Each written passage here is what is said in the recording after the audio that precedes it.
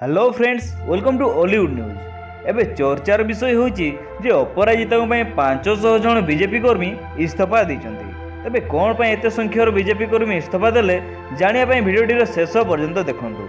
आउ जदि ता पूर्व आपण हम चैनल हॉलीवुड न्यूज के पर्यंत सब्सक्राइब करनांती तो एबे सब्सक्राइब कर दे आगु केमती न्यूज अपडेट पाइबा पय। तबे टिकियोपा बा अपराजिता को प्रार्थी घोषणा कला परे एबे बीजेपी रो टेंशन बढ़िछि।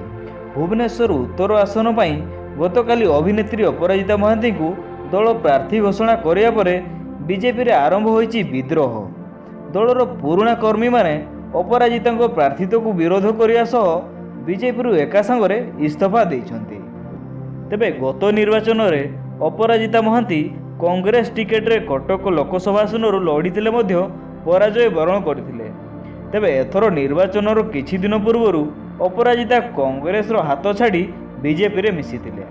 आउ एबे भुवनेश्वर उत्तर आसन पई अपराजिता को प्रार्थी घोषणा करिछि बीजेपी दल। आउ एही डिसीजन को नापसंद करी एका संगरे 500 जन बीजेपी कर्मी इस्तीफा देइछन्ती। आउ एहा एबे बड़ चर्चार विषय होइछि। तेबे अपराजिता प्रार्थित्व को नहीं 500 जन कर्मी इस्तीफा देबा को नहीं आपण कोन भाबुचंती कमेंट बॉक्स में निश्चय लिखि जणांतु।